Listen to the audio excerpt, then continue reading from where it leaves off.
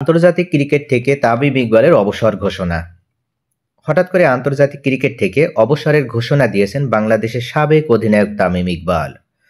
আজ রাতে দেওয়া এক ফেসবুক পোস্টে তিনি এই কথা জানিয়েছেন। এর আগে 2023 সালের জুলাইতে বাংলাদেশের ক্রিকেট ভক্তদের চমকে দিয়ে প্রথমবার আন্তর্জাতিক ক্রিকেট থেকে অবসরের ঘোষণা দিয়েছিলেন তামিম। নাটকীয়ভাবে একদিন পরই তৎকালীন প্রধানমন্ত্রীর অনুরোধে তিনি ফের ক্রিকেটে ফেরার ঘোষণা দেন। আন্তর্জাতিক ক্রিকেটে ফিরলেও এরপর আর খেলা হয়নি তামিমের। সর্বশেষ ওয়ানডে বিশ্বকাপের দল থেকে তিনি সরিয়ে নেন নিজেকে। এরপর থেকে তার জাতীয় দলে ফেরার সময় নিয়ে অনিশ্চয়তার পেন্ডুলাম দুলছিল। আসন্ন আইসিসি চ্যাম্পিয়ন্স ট্রফিকে ঘিরে তামিমের জাতীয় দলে ফেরার তোড়জোড় শুরু হয় আবারও।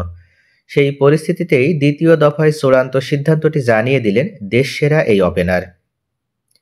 অবসরের ঘোষণা দিয়ে নিজের ফেসবুক পেজে তামিম লিখেছেন, আন্তর্জাতিক ক্রিকেট থেকে দূরে আছি অনেকদিন ধরেই। সেই দূরত্ব আর ঘুচবে না। আন্তর্জাতিক ক্রিকেটে আমার অধ্যায় শেষ। অনেকদিন ধরেই এটা নিয়ে ভাবছিলাম।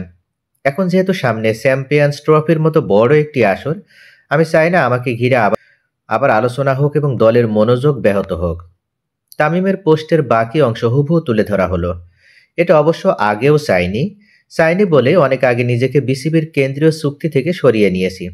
যদিও অনেকেই বলেছেন অনেক সময় মিডিয়ায় এসেছে আমি নাকি ব্যাপারটি ঝুলিয়ে রেখেছি, কিন্তু বিসিবির কোনো ধরনের চুক্তিতে যে নেই 1 বছরের বেশি সময় আগে যে নিজ থেকে সরে দাঁড়িয়েছে তাকে পরিকল্পনা রাখা বা তাকে নিয়ে আলোচনারও তো কিছু নেই। তারপরও অযথা আলোচনা হয়েছে। অবসর নেওয়া বা খেলা চালিয়ে যাওয়ার সিদ্ধান্ত একজন ক্রিকেটার বা যে কোনো পেশাদার ক্রীড়াবিদের নিজের অধিকার। আমি নিজেকে সময় দিয়েছি, এখন মনে হয়েছে সময়টা এসে গেছে। অধিনায়ক নাজমুল হোসেন শান্ত আন্তরিকভাবে আমাকে ফেরার জন্য বলেছে। নির্বাচক কমিটির সঙ্গেও আলোচনা হয়েছে। আমাকে এখনও উপযুক্ত মনে করার জন্য তাদের প্রতি কৃতজ্ঞ। তবে আমি নিজের মনের কথা শুনেছি। 2023 বিশ্বকাপের আগে যা হয়েছে আমার জন্য তা বড় ধাক্কা ছিল।